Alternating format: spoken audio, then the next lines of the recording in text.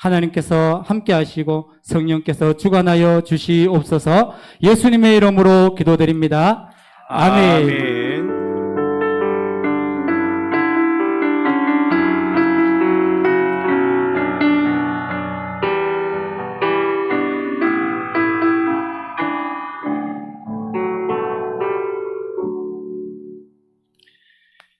하나님의 말씀 보겠습니다. 느헤미야 2장 11절에서 20절까지 말씀입니다.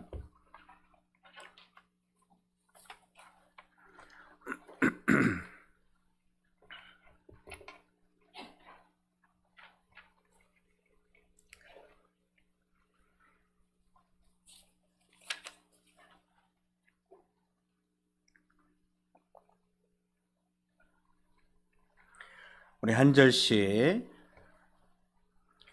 나누어서 교독하도록 하겠습니다. 내가 예루살렘에 이르러 머무른 지 사흘 만에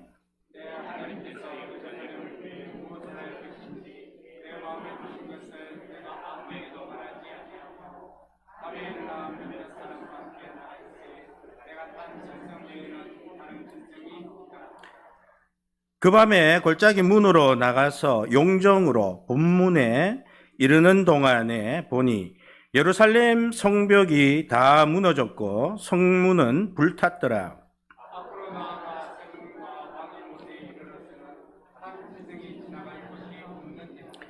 그 밤에 시내를 따라 올라가서 성벽을 살펴본 후에 돌아서 골짜기 문으로 돌아왔으나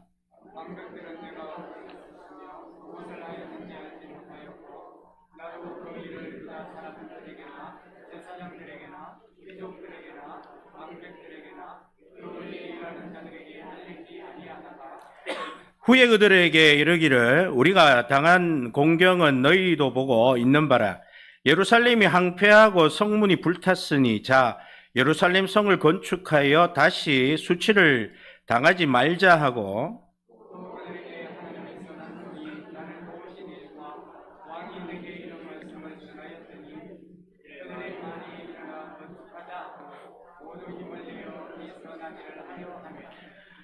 호론 사람 산발락과 종이었던 암몬 사람 도비아와 아라비아 사람 게셈이 이 말을 듣고 우리를 업신여기고 우리를 비웃어 이르되 너희가 하는 일이 무엇이냐 너희가 왕을 배반하고자 하느냐 하기로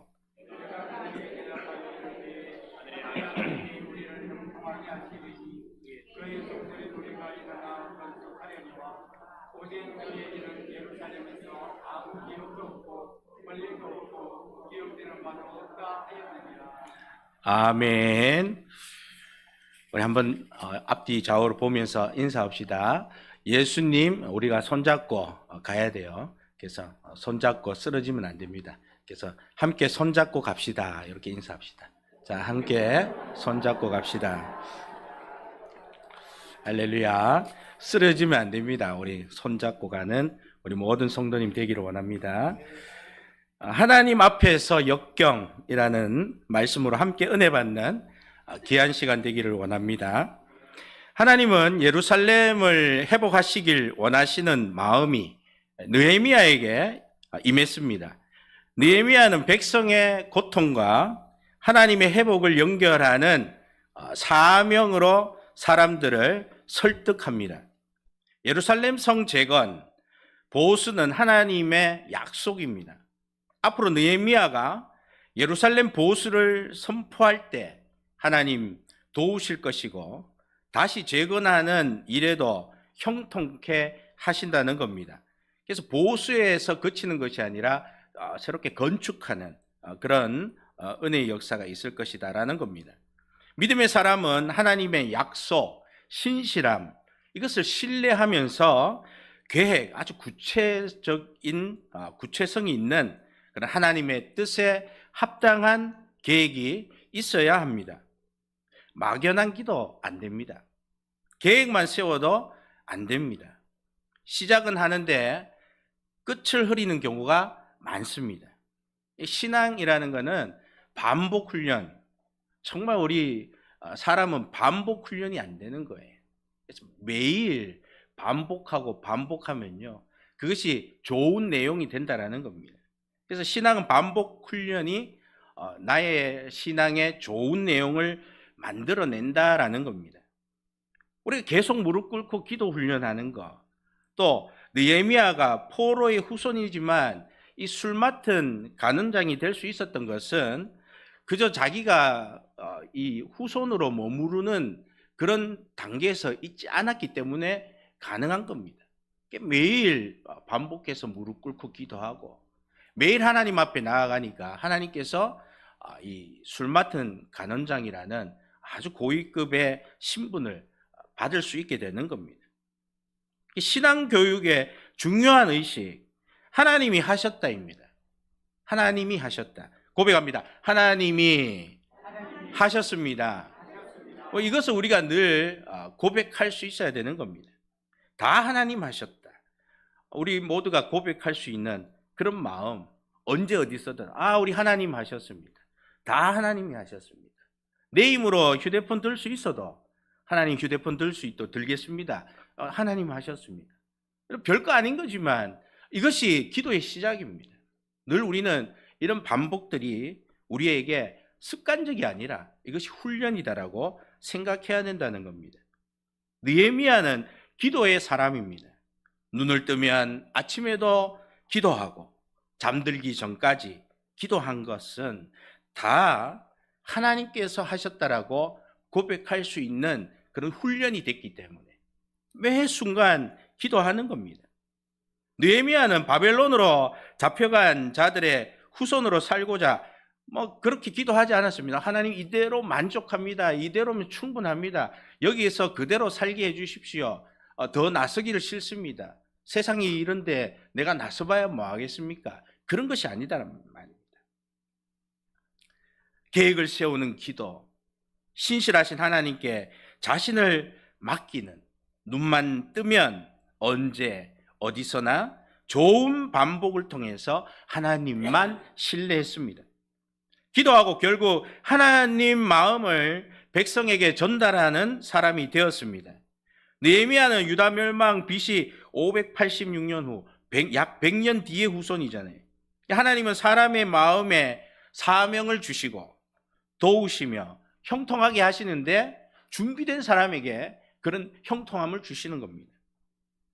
성경에 있어도 인간의 삶에 실망이 들어있고 실패도 들어있습니다. 고통이 있음을 성경은 기록하고 있습니다. 방해와 조롱, 고통의 쓰라림, 가족에게 어려움이 오거나 나라와 민족에게 고난이 있을 때, 그러할 때도 우리 하나님께서 이 모든 성경 속에 기록하고 계신다라는 겁니다. 사명감이 있는 성도라면 꾸준히 기도하며 공동체의 이런 아픔을 함께 느낄 수 있게 되는 겁니다. 여러분, 공동체가 아플 때 하하호호 웃는, 뒤에서 웃는 사람 어디 있겠습니까? 정말 공동체가 아플 때 정말 꾸준히 기도한 사람들은요, 함께 슬픔에 잠기고 함께 눈물을 흘리고 정말 위로해 줄 수 있는 것이 무엇이 될까? 하나님 앞에 부르짖는 겁니다. 느헤미야는 포로 생활 중인 민족 구성원과 달리 정말 술 맡은 간원으로 고위직에 있었기 때문에 모른 척하고 자기 안위를 위해서 살 수 있는 그런 선택권이 있는 그런 사람입니다. 가장 좋은 거, 가장 마음대로 할 수 있는 그런 사람이지만 느헤미야 심지어는 왕의 신뢰까지 받던 그런 사람이다라는 거예요. 왕 앞에서는 미소를 지어야 하는데 얼굴에 수심이 있는 표정으로 있으면 페르시아 왕은 느헤미야 아무리 친분이 있고 신분이 두터마다 해도 그냥 바로 그 자리에서 죽일 수 있을 정도로 굉장히 무서운 그런 왕입니다. 심지어는 아내도 왕비도 함부로 이 수심 가득한 얼굴을 지울 수 없는 거예요. 이때 왕 앞에 얼굴 구기고 있으면 왕비라고 할지라도 죽을 수 있습니다. 느헤미야에게 이 얼굴을 구기고 있는 이 모습이 위기가 찾아온 거예요. 왕이 보면서 야, 너 왜 얼굴에 수심이 그렇게 가득하냐? 이 말을 묻는 거는요. 이제 느헤미야에게는 어떻게 하면 말 잘못하면 이제 죽을 수 있는 위기라는 겁니다. 위기가 찾아왔는데 오히려 이 위기가 기회가 되는 것입니다. 페르시아에서는 이 조상의 묘시를 최우선으로 생각하는데 오늘 느헤미야는 왕의 질문에 내 조상의 묘실이 있는 성읍이 이제까지 황폐하고 성문이 불타서 수심이 생겼습니다. 그렇게 왕에게 담대하게 얘기를 합니다. 그랬더니 오늘 2절, 3절, 4절 느헤미야 2장 2절, 3절, 4절 우리 함께 읽어보도록 하겠습니다. 왕이 내게 이르시되 내가 병이 없거늘 어찌하여 얼굴에 수심이 있느냐? 이는 필연 내 마음에 근심이 있음이로다 하더라. 그때 내가 크게 두려워하여 왕께 대답하되 왕은 만세수를 하옵소서. 내 조상들의 묘실이 있는 성읍이 이제까지 황폐하고 성문이 불탔사오니 내가 어찌 얼굴에 수심이 없사오리까 하니 왕이 내게 이르시되 그러면 내가 무엇을 원하느냐 하시기로 내가 곧 하늘의 하나님께 묵도하고 그 순간에 묵도했다라는 겁니다. 유다 땅 조상의 묘실이 있는 성읍에 보내어 그 성을 건축하게 하옵소서 그렇게 대답했더니 공감이 되는 거예요. 오 그래 당연히 그 묘실 황폐하다면 안 되지 큰일 나지. 그래서 이 왕은요 공감하는 거예요. 정말 기도했을 때에 그 중요한 시점에 이 기회가 어떻게 보면 위기가 기회가 되는 그런 엄청난 그런 순간이었단 말입니다. 그 찰나의 순간 내가 잠을 못 잤습니다 이러면 어떻게 될 줄 몰라요. 그러나 그렇게 말하지 않고 그 짧은 순간에 하나님께 묵도하고 필요한 말을 할 수 있는 기도만 한 것이 아니라 계획을 미리 세워놓았던 것입니다. 기도하면서 구체적인 계획을 가지고 있었다라는 거예요. 믿음의 사람은 하나님의 신실하심을 바라고 구체적 기도가 하나님 뜻에 합당해야 한다는 것입니다. 위기가 기회가 되어서 예루살렘으로 이제는 갈 수 있게 되었습니다. 그가 편안하게 살 수 있지만 사명의 삶을 위해 기한을 정하여서 일을 마치고 돌아오겠습니다. 돌아오겠다라는 약속하에 예루살렘으로 가는 겁니다. 그럼 예루살렘으로 갈 때에는 조건이 있죠. 이 성과 황폐해진 묘실을 다 재건하는 것, 완전히 회복시켜 주는 것. 이 왕이 그렇게 해주겠다라는 겁니다. 그래서 느헤미야는 왕의 지원을 받아서 순탄하게 예루살렘으로 돌아갑니다. 우리 첫 번째로 생각하고 무슨 일을 할지 알게 하신 하나님입니다. 느헤미야가 예루살렘으로 온다는 말을 듣고 심히 근심하는 사람이 있습니다. 9절, 10절 말씀 한번 읽어주시기 바랍니다. 시작.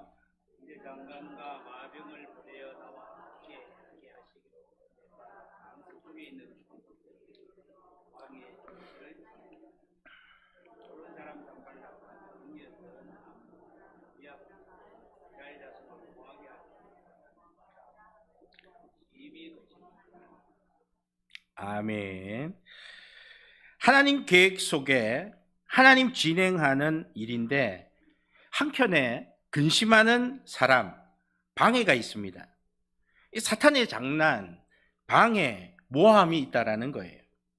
걸림돌, 방해하는 자들의 혈통, 이 어딘가 앞으로 느헤미야 성전 건축에 계속 방해를 한다라는 것입니다.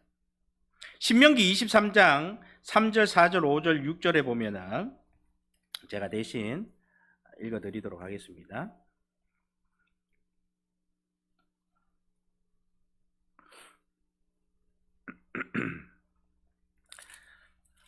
죄송합니다. 미리 공지를 올려야 되는데 그러지 못했는데요. 3절, 4절 암몬 사람과 모압 사람은 여호와의 총회에 들어오지 못하리니 그들에게 속한 자는 10대뿐 아니라 영원히 여호와의 총회에 들어오지 못하리라. 그들은 너희가 애굽에서 나올 때에 떡과 물로 너희를 길에서 영접하지 아니하고 메소포다미아의 부돌 사람 부올의 아들 발람에게 뇌물을 주어 너희를 저주하게 하려 하였으나 내 하나님 여호와께서 너를 사랑하심으로 내 하나님 여호와께서 발람의 말을 듣지 아니하시고 내 하나님 여호와께서 그 저주를 변하여 복이 되게 하셨나니 네 평생에 그들의 편안함과 형통함을 영원히 구하지 말지니라. 이렇게 말씀하고 있습니다. 여러분, 영적인 반대 세력, 조상의 뿌리, 롯의 딸들과 근친상간을 한 역사적 배경, 항상 하나님 백성들의 일을 반대한다는 겁니다. 이들은 갖은 음모로 대항한다라는 거예요. 오늘 2절 19절 우리 느헤미야 2장 19절 말씀 보겠습니다. 호론 사람 산발락과 종이었던 암몬 사람 도비아와 아라비아 사람 게셈이 이 말을 듣고 우리를 업신여기고 우리를 비웃어 이르되 너희가 하는 일이 무엇이냐? 너희가 왕을 배반하고자 하느냐 하기로. 이렇듯 고발문. 저들이 성을 지어 다른 음모를 꾸미려고 한다. 그러면서 고발하려고 그러는 겁니다. 느헤미야는 이방 땅에 태어나 이방 땅에서 살다가 예루살렘으로 돌아왔는데 마치 대항하는 저들을 두고 3일간 기도를 하는 겁니다. 여러분, 이방 왕으로부터 모든 권한과 허락을 받고 왔는데 와, 내가 이 권한을 갖고 왔다라고 큰 소리 치면서 확 올 수도 있어요. 그런데 절대로 그렇지 않고 조용히 왔다는 거예요. 조용히 오자마자 3일을 기도하는 겁니다. 정말 느헤미야 같은 경우에 참 대단한 것 같아요. 그렇게 왔는데도 불구하고 아무 말 안 하고 자기 혼자서 하나님과 기도하는 시간. 어떻게 보면 우리 왕께서 모든 것들을 해주셨다. 왕을 자칫 잘못하면 높일 수 있는 그런 범죄를 저지를 수도 있는데 느헤미야는 그러한 범죄도 저지르지 않고 조용히 기도합니다. 이때 무엇을 해야 예루살렘 회복 위에 일의 내용과 순서를 생각해 볼까? 3일이 되어 느헤미야는 하나님의 또 응답을 받습니다. 하나님은 느헤미야에게 예루살렘을 위해 무엇을 할지 알려주시는 거예요.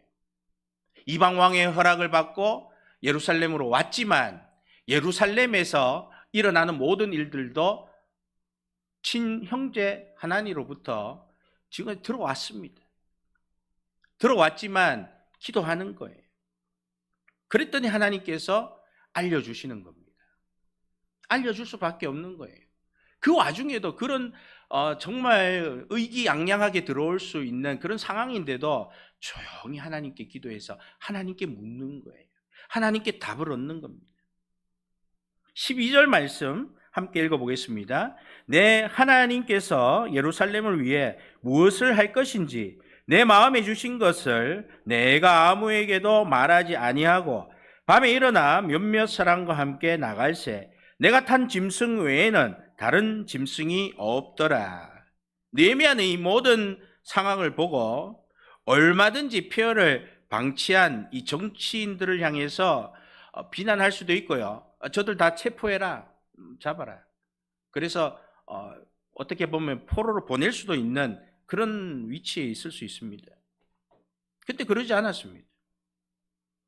그리고 이렇게 왔을 때 상황을 봤을 때 듣는 것보다 더 상황이 심각해요. 그럼 될 대로 되라.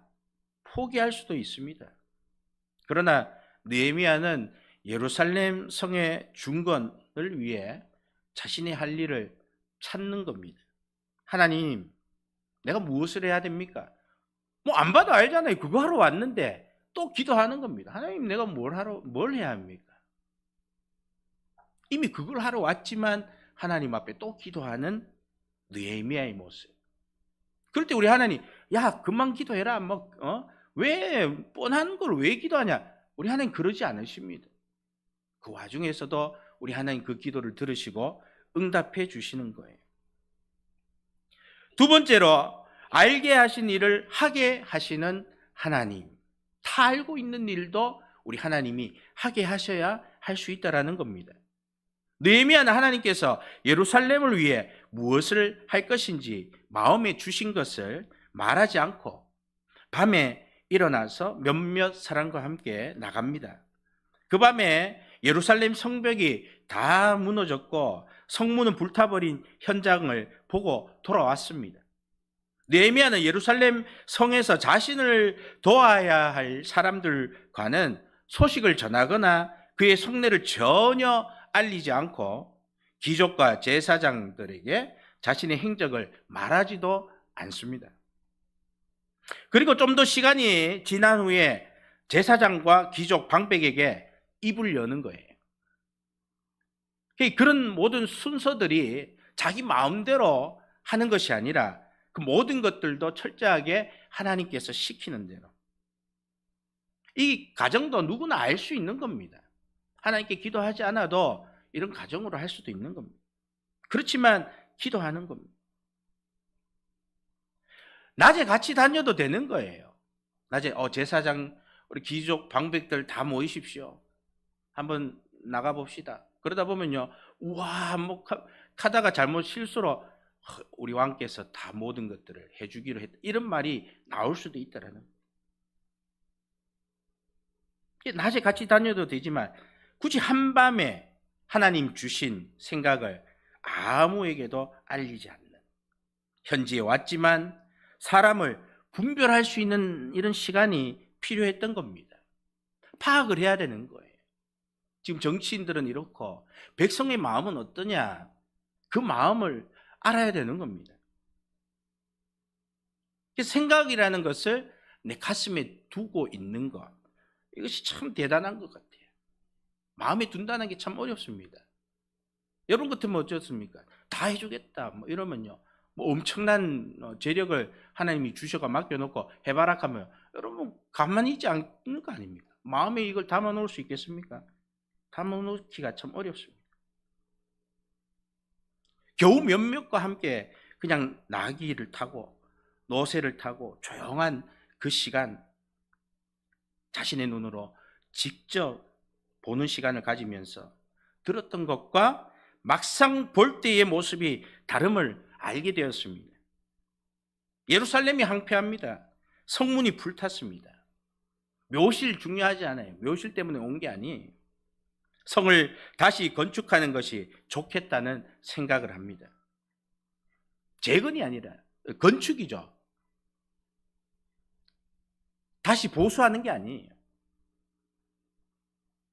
그래서 하나님은 느헤미야에게 예루살렘 성을 다시 세울 마음을 주시고 성을 다시 세우기 위해 하나님은 사람들을 설득하게 하셨습니다. 기도의 사람 한 사람이 하나님께 쓰임 받으면 일을 계획하고 합리적으로 실천할 수 있는 지혜를 우리 하나님께서 주십니다. 세 번째로 역경을 이겨내게 하신 하나님입니다. 역경을 이겨내게 하신 하나님. 19절 말씀 우리가 읽었듯이 무너진 성벽을 세우는 것이 어려운 것이 아닙니다. 물론 성을 세우는 것도 어려운 일이지만 왜 살아야 하는지 의욕을 잃은 백성들을 어려움의 역경에서부터 정말 헤쳐나갈 만한 이런 믿음이 있는지, 그들에게 용기를 주고 의욕을 다시 불러일으켜 마지막 목적을 완수하도록 세우는 것이 오늘 느헤미야, 하나님께서 느헤미야를 지도자로 이곳에 보낸 이유라는 겁니다. 그것을 이 느헤미야는 잊지 않고 있는 거예요. 내가 모든 것을 다 할 수 있지만 그러나 이 백성들에게 의욕을 불러일으키고 다시 뭔가 할 수 있는 정말 거룩한 백성의 그런 위치에 오를 수 있도록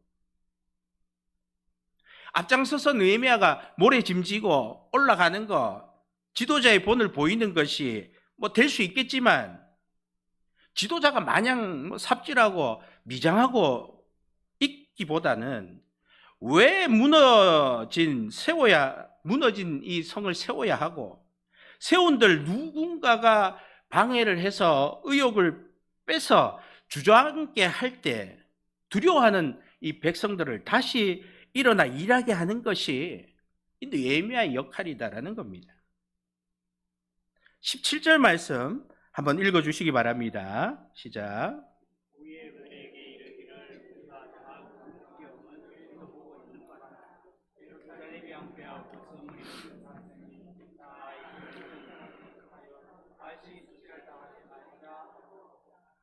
아멘. 느헤미야는 백성들의 마음을 일으켜 세우기 위해서 백성에게 말합니다.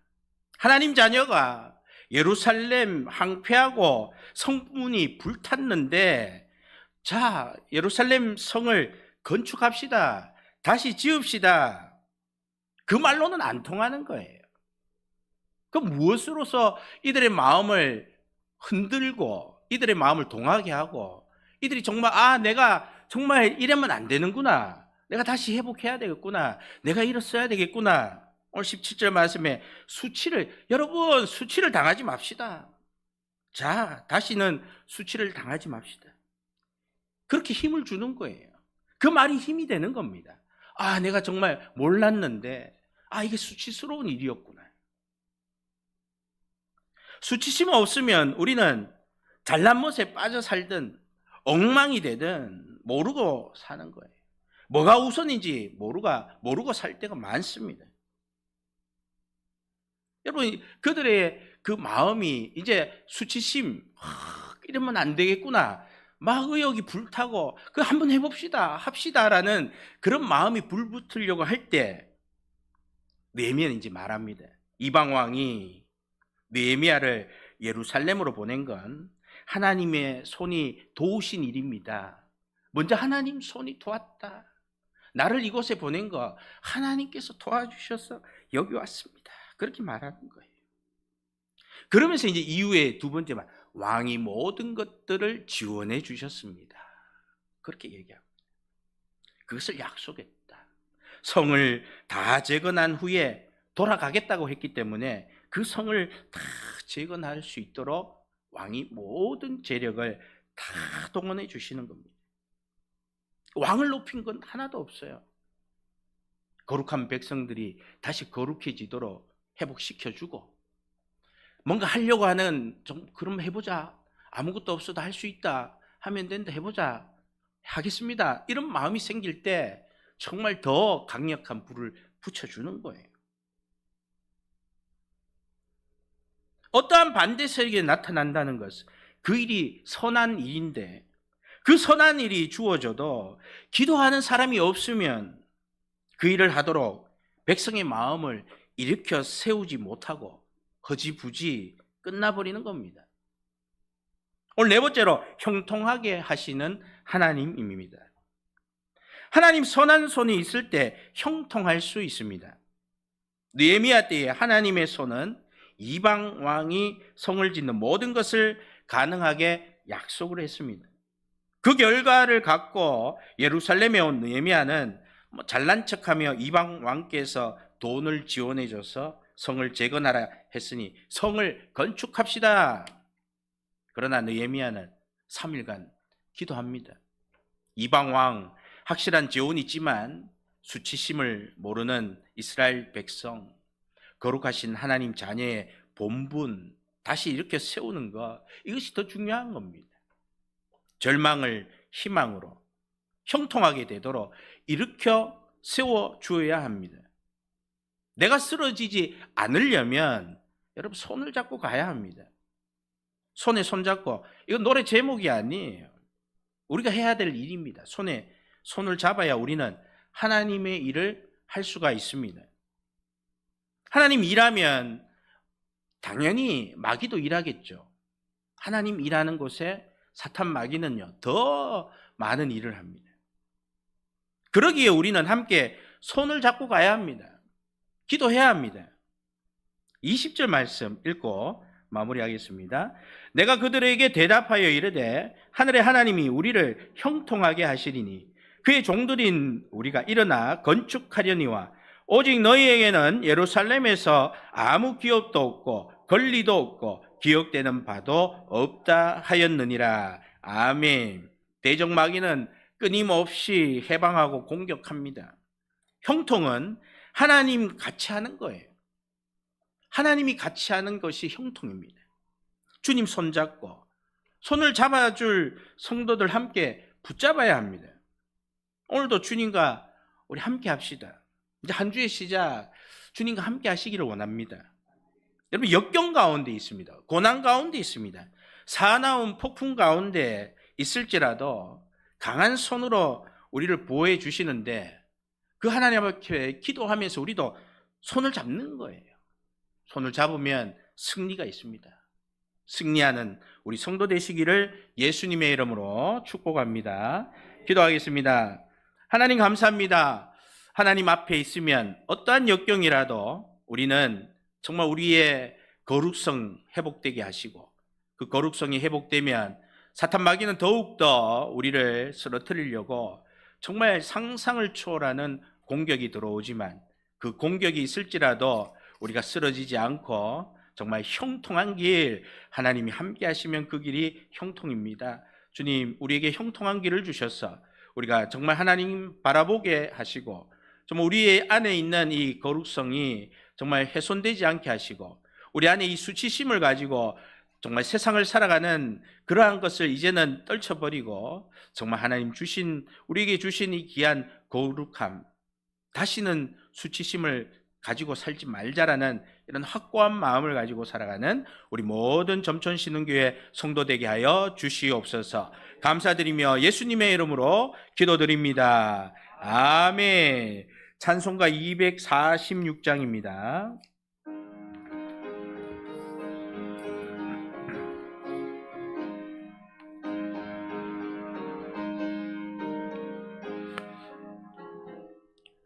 나 가나안 땅 귀한 성에 들어가려고 내 무거운 짐 벗어버렸네. 죄 중에 다시 방황할 일 전혀 없으니 저 생명시 내 가에 살겠네. 길이 살겠네. 나 길이 살겠네. 저 생명시 내 가에 살겠네. 길이 살겠네. 나 길이 살겠네. 저 생명시 내 가에 살겠네.